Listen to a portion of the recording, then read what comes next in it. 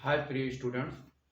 कल की टॉपिक को लेकर के हम अब आ गए हैं जुनून से लेकर के जज्बात तक। जुनून से लेकर के जज्बात तक। प्रिय अभिभावक बंधु, इस धरा पर पधारे हुए सारे माँ बाप, जो मेरी कल की टॉपिक थी कि हम अपने भविष्य को कैसे संवारें, अपने बच्चों के भविष्य को कैसे संवारें। हम सभी लोगों से आग्रह करते हैं कि इस वीडियो को अंत तक देखिए ताकि हमारी पूरी बात आपकी समझ में आ सके।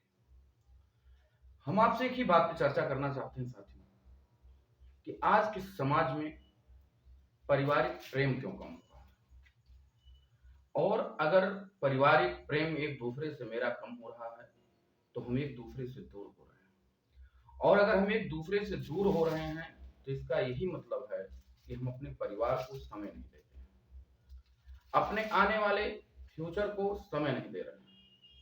और अगर हम अपने आने वाले फ्यूचर को समय नहीं दे रहे हैं तो कहीं ना कहीं उनके भविष्य को हम बर्बाद करने का काम कर रहे हैं। जैसे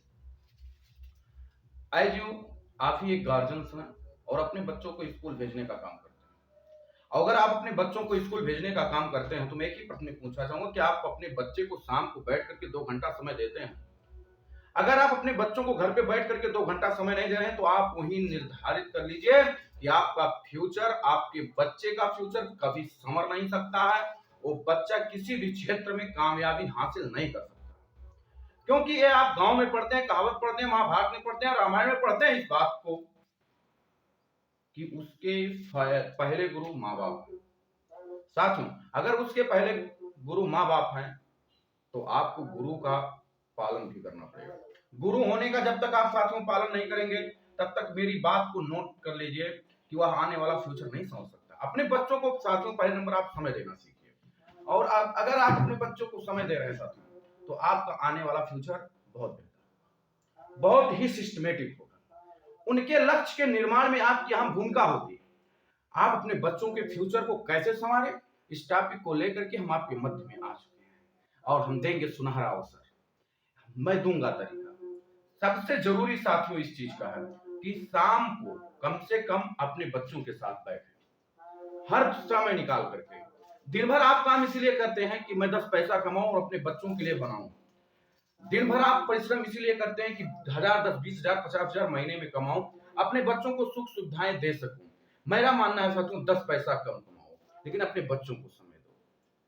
आप कमा करके करोड़पति बन जाइए, अच्छा भवन बना दीजिए, राजभवन बना दीजिए, खेत खरीद लीजिए, खलिहान खरीद लीजिए, जमीन खरीद लीजिए, जायदाद बना लीजिए, और आपकी पीढ़ी अगर मजबूत नहीं है, आपका उत्तराधिकारी अगर मजबूत नहीं है तो सारी मेहनत कहीं ना कहीं आपकी फाल चली जाएगी, उससे कोई लाभ होने वाला नहीं। बड़े दुख के साथ साथियों बताना पड़ रहा है कि हमारे आने वाली जनरेशन जिस तरीके से बिगड़ने का काम कर रही है, इसे रोक पाना एक बैटल है, एक युद्ध है। कदाचित हम नहीं रोक सकते। बच्चा 5 तक बहुत तेज है, पढ़ने में बहुत तेज है, कक्षा 8 तक ज्यादा लो, बहुत बड़ा प्रश्न साथियों सामने है। इसलिए वीडियो को पूरा देखिए। एक नए अवसर के रूप में मैं बताऊं कि आप अपने बच्चों को कैसे, हमारे सामने क्रांति के रूप में प्रश्न आ चुका है कि अपने बच्चों को फ्यूचर को बर्बाद होने से बचा लेना है। क्यों बचा लेना? क्योंकि अब दुनिया में आदमी का काम सब खत्म होता जा रहा है। सारी डिजिटल इंडिया बन रहा है, डिजिटल होता जा रहा है, सारे लोग आगे बढ़ रहे हैं। आदमी की आवश्यकता, किसी आप में 20 लोगों का काम था जहां 20 आदमी काम करते थे साथियों, वहां 5 लोगों की आवश्यकता है, सब कंप्यूटर से काम हो रहा है। इसलिए जटिल प्रश्न है कि हम अपने फ्यूचर को कैसे सहेजेंगे, अपने फ्यूचर को कैसे बनाएंगे, अपने फ्यूचर को कैसे मजबूत करेंगे, दुनिया में हम कैसे आगे बढ़ेंगे, यह एक जटिलता का प्रश्न। मैं एक ही चीज कहूंगा, आजमाइए, अपने बच्चों को शाम को बैठ करके उनके लक्ष्य को रोज बताइए कि बेटा आपका लक्ष्य है, इसके हिसाब से पढ़ो, ये सब्जेक्ट मजबूत करो। इस सब्जेक्ट को आप मजबूत करेंगे तो आपका लक्ष्य हो जाए, जैसे आईआईटी का लक्ष्य, यूपीएससी का लक्ष्य। तो सब्जेक्ट को जानिए और उनके, हम लोगों के वीडियोज को भी उनको दिखाइए कि देखिए सर जी क्या कह रहे हैं। अगर इस तरीके से आप चलते हैं तो निश्चित ही साथियों इतिहास रचेंगे, अन्यथा आप छूट जाएंगे, और जब छूट जाएंगे तो एक भयावह स्थिति आपके सामने पैदा होगी। और वो भयावह स्थिति साथियों ये होगी कि जब आपका बच्चा रोजगार होगा, उसके ऊपर जिम्मेदारी बाद में आएगी। शुरुआत में जिम्मेदारी नहीं रहेगी क्योंकि आप जिम्मेदारी देना नहीं चाहते हो, क्योंकि आपकी चाहत होती है कि मेरा बच्चा पढ़ लिख करके एक नौजवान और देश का सेवा करने वाला बना, जो परिवार की अच्छी देखभाल कर सके और पैसा कमा सके, जिससे उसका फ्यूचर बेहतर हो, मेरा बच्चा बहुत सुखी रहे और आगे बढ़े। लेकिन यह चीज साथियों तभी संभव हो सकता है जब आप मेहनत, बालू के पेरने से रस नहीं निकलने वाला, परिश्रम भी सही दिशा में होना चाहिए साथियों। अगर परिश्रम दाएं तरफ है तो आप बाएं जाने की कोशिश बिल्कुल मत करिए, उसके विपरीत आप मत जाइए। अपने बच्चों को शाम को बैठा करके उनके लक्ष्य को निर्धारित करवाइए, उनको बताइए कि आपका होमवर्क हुआ कि नहीं हुआ, उनको किताबों को पढ़वाइए, स्कूल के अलावा आप एक्स्ट्रा समय उनको दीजिए, उनको रोज मोटिवेट करिए बैठा करके, और डेली उनके लक्ष्य को आप उन्हें याद करवाते रहिए। अगर इस तरीके से आप करते हैं तो मेरा मानना है कि आपका बच्चा सफल होगा, ना कि असफल होगा। क्योंकि जब उसे अपने लक्ष्य के बारे में संपूर्ण जानकारी रहेगी तो उसे असफल होने, सफलता उसके कदमों में होगी। क्योंकि जो लक्ष्य को बना करके चलता है और अपने लक्ष्य के अनुरूप कार्य करता है, 15 साल, 20 साल, 25 साल, 30 साल उस पर खर्च करता है और कड़ी परिश्रम 24 घंटे मेहनत करता है, और दिमाग में अर्जुन के जैसे केवल चिड़िया की जब आंख दिखाई देती है, अपना लक्ष्य ही दिखाई देता है, तो वह अपने लक्ष्य को निर्धारित करते हुए साथियों आगे बढ़ता है।